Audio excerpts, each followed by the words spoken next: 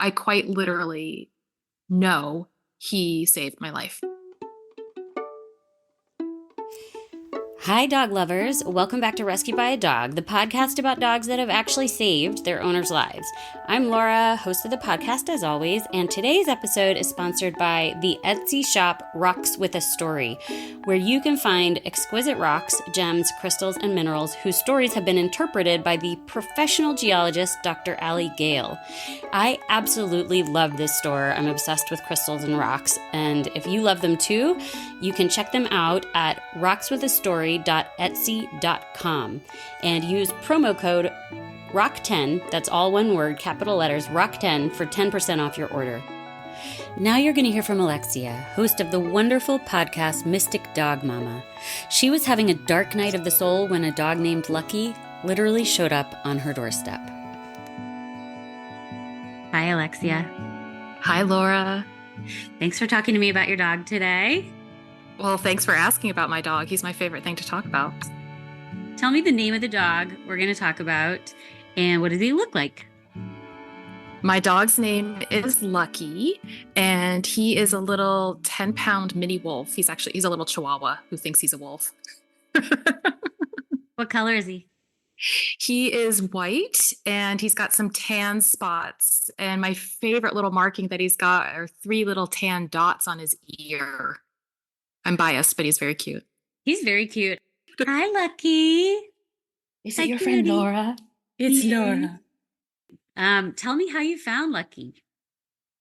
Well, in reality, Lucky found me, and people often ask me if I rescued him. And my comment is actually, he rescued me. He came to me in a period of my life where I was experiencing a dark night of the soul like I'd never experienced before. I mean, I'm very familiar with the dark night. I've had various points in my life of things radically changing and falling apart, and from a kind of spiritual perspective, understanding that I was being asked to make some different choices. But at this particular point, I felt lower than I'd ever felt in my life.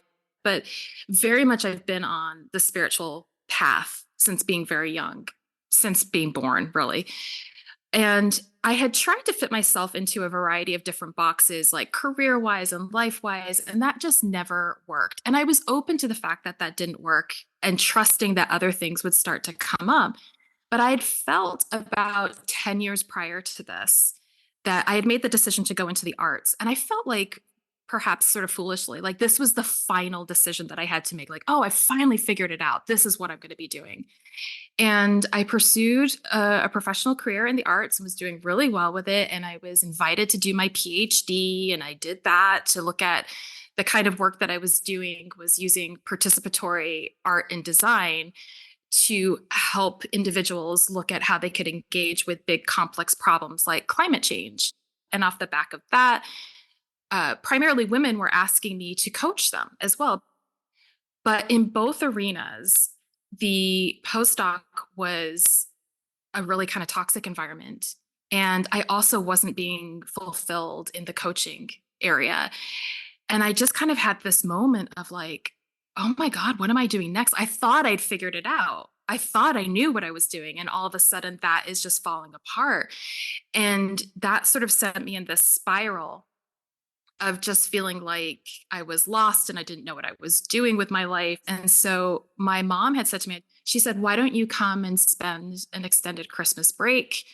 We'll spend some time in Mexico and you can just kind of like decompress and then figure out where things are going from that.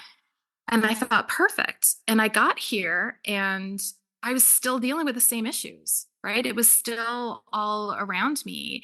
And that is what like really furthered me going down the kind of spiral of like, oh my God, what am I doing? Because I couldn't see a way out of it. I just couldn't see a possible future for me. And there was a part of me, I know this can be triggering for people, but I felt very suicidal. Like I felt very much like there's no point to this anymore. And if the point of life is just this constant disappointment and the constant grind and feeling completely unfulfilled, I want out. I was like sitting on this beautiful beach.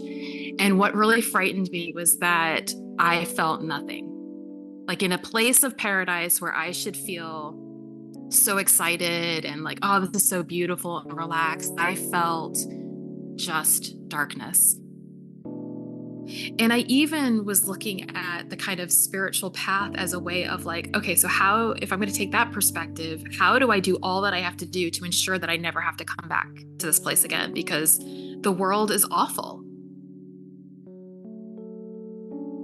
In those moments, like you're reflecting on what's going on for you personally, but then it gets compounded with like just all the atrocities that we see in the world. And I just couldn't understand like how this existed. And it felt like this weight, just this dark, dark cloud and like a physical weight. And I felt like I had a weight on my chest and I couldn't even breathe properly. Like I just felt awful and like oppressed by everything. And I didn't know how to get myself from out under it. And I remember I walked back to the house that particular day. That was like the one day that it really sort of clicked for me. This is pre Lucky coming in. I walked back from the beach where I had thought that I would have an experience of like refreshing myself. And I walked back and I actually confessed to my mom. I was like, I used the words, I'm done. It's like, I'm done. I can't do this anymore.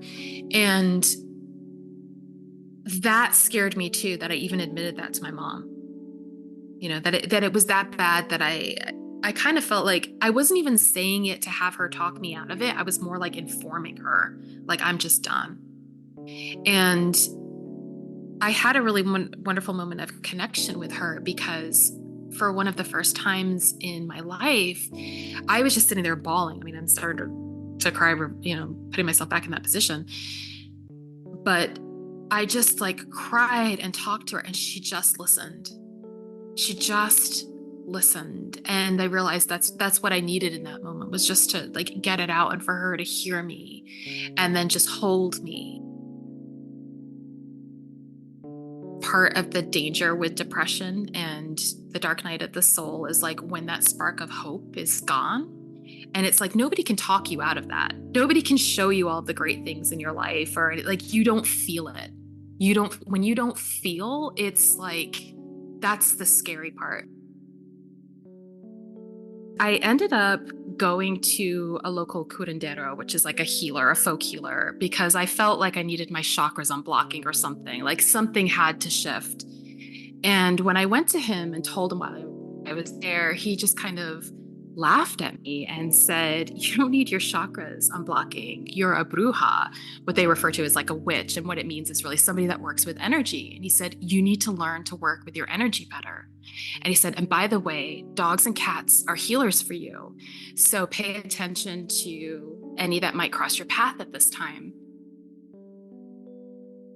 And it was a few days after that I was sitting on the beach and I thought like I'll take my journal and we'll see like if I can kind of work through some stuff. And this is where the dog energy started here, where this woman was walking on the beach and she had two little dogs. And one of them was like a little terrier and the other one was like this tiny little white terrier puppy. And they came running straight for me. And the little white one jumped up on my lap and then was like rolling on me and kissing, you know, doing that like sweet little crazy puppy frenetic energy and giving me all these kisses. And she's running towards me after them saying, "I'm so sorry. I'm so sorry." I felt something. I was both sort of like shocked, you know, this like, oh my God, but also that just special, wonderful feeling. Like, and he smelled like a puppy, you know, like, oh, I just love that smell. And like, just pure joy. Like he was just a bundle of joy. And I don't think that there's any way, despite like how I don't even want to say that I was feeling bad. Like I said, I was numb. Like I just didn't have feeling.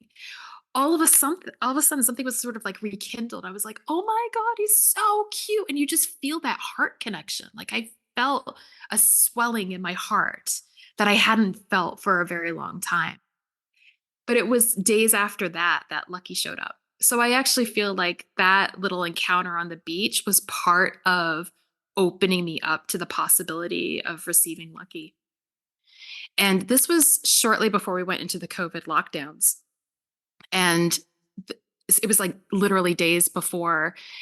And my mom and I had put little notes on all of our neighbors' doors, just saying, like, as we go into lockdown, here's a reminder of phone numbers. If you need any help, if you need anything at all, let us know. And we got a knock on the door from one of the neighbors saying, is there any chance you can foster this puppy? And I was just like, oh my God, this is the little healer. And in walks, at the time he was 12 weeks old. He was like teeny tiny. He was literally the size of my flip flop. He was so cute, so little. And his owner, who didn't speak any English at the time, had actually named him Lucky. I wasn't the one who named him. And it just was like a major sign. And I knew that was his name. There was a friend who was over and she said, are you ever going to put that puppy down? And I was like, no, no, I'm not. I just held him. I just couldn't stop holding him. He was so cute. And the reason I know he was the size of my flip flop was I put him down on the floor so he just kind of curled up and napped. And I took a photograph of him next to the flip flop. I was like, he is so tiny. He's so tiny. He was 4 pounds. He was so little. But I also was like, in my mind, I was just fostering him. So there was also that part of me that was like, don't get too attached. But how can you not? How can you not? So I knew the direction this was heading right from day one. It was just unbelievable. We were like magnets to one another. And I think that we always have been. I honestly have this sort of feeling, if you believe in like soul contracts or those sorts of things where we make decisions before we kind of come into this life, I would not be surprised at all if Lucky and I hadn't made some sort of agreement. Like I knew that we showed up for one another, Mm. 100%. I don't think of him as a pet and I don't anthropomorphize him. I totally respect him as like a little modified wolf that I cohabitate with. That's very much how I kind of think of him. But we just have this dynamic where we are constantly in communication with one another and we're a partnership. I think I knew he felt really safe when he really started playing with me, where he initiated play and he still does it to this day. He's so cheeky. And I just love this about him, where he does stuff like steals my socks and then shows me he's got it and then runs around. And the first time he did that, and keep in mind like how small he was. And so like a sock was bigger than him and he's tripping over it, running away from me with it.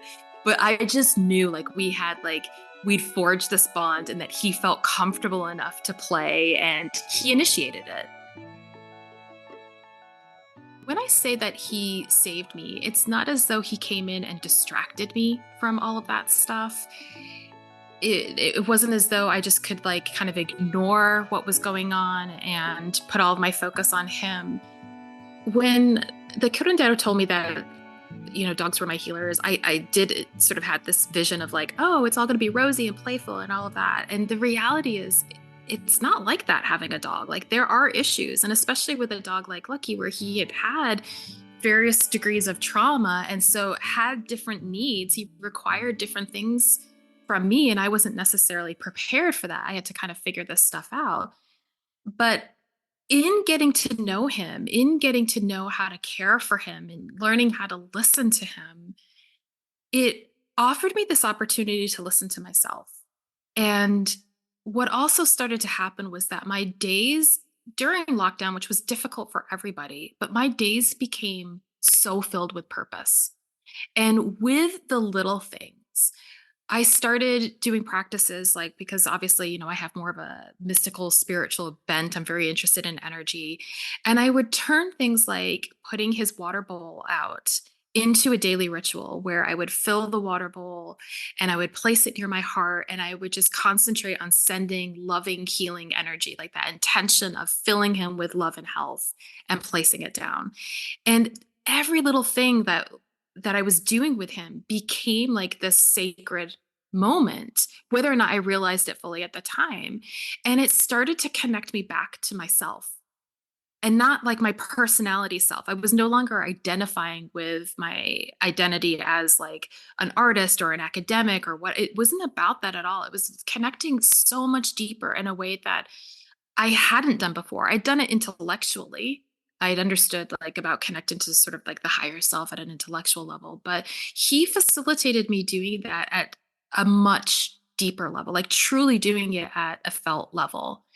And even in this stuff where he challenges me, like with some of his behavioral issues that I've seen, where he's a mirror. Like I'm a full believer that dogs are mirrors.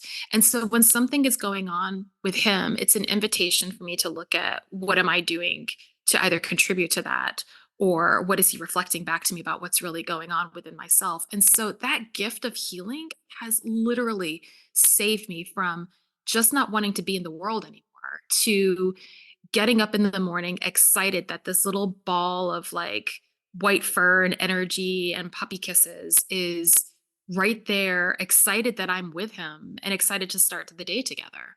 I mean, it's just such a gift. And it forces me to be present in a way that I've never had to be present before. Yeah. Because dogs just are. You know, Yeah. they're not worried about the future, they're not thinking about the past, they're not judging, they are just moment. And that is also part of what has saved me, because so many of my issues around like how I was seeing myself in the world and possibilities for my life were so based in fear and about either projecting possible negative outcomes for the future or ruminating on things that I wish I'd done differently in the past. And so consequently, I was never in the present, and our point of power is in the present. And so he always brings me back to the present, which is such a gift.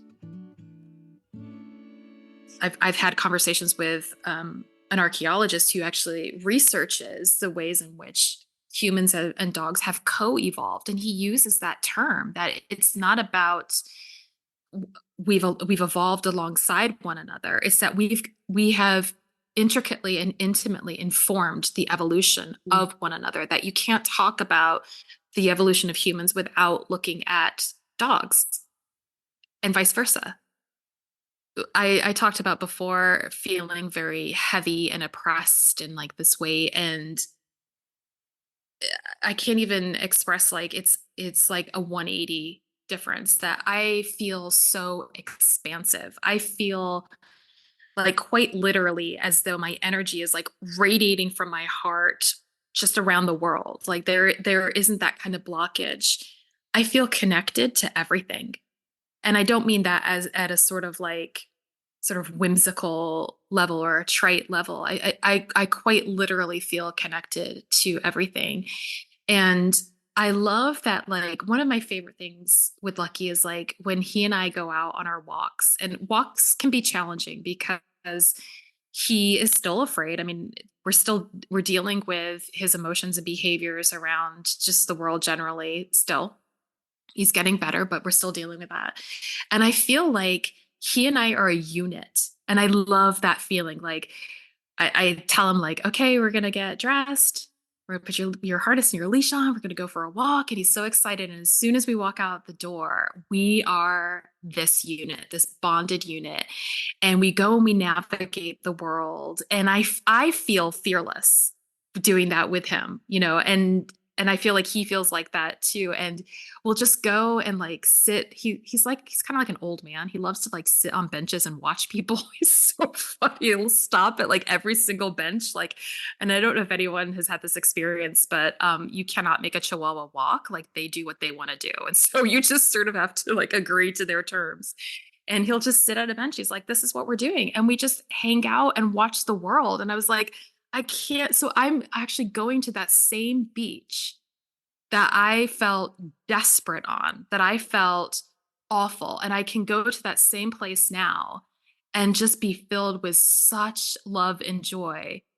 I honestly don't know if I would be here without him. So I quite literally know he saved my life. He just kind of comes up and he like puts his paw on me. And part of it is that he's wanting attention from me, but it's also like, I'm here. I'm here. He reminds me to be playful and to laugh. And sometimes when he does the paw thing too, it's like, Mom, you've been sitting at the computer for too long. Get me a treat. Come play with my toy. I mean, he just brings so much light and joy and humor. And he reminds me at such a deep core level of like why we're here. We're here to experience that. If you knew that Lucky understood human English, What would you like to say to him? Oh my gosh. There are so many things, and I talk to him all the time. And the thing that I tell him is how much I love him and how grateful I am for him. And to him, sorry, I don't think it's possible to truly express what he's done for me. He is an absolute light in my life. And I feel really honored that he chose me as his person.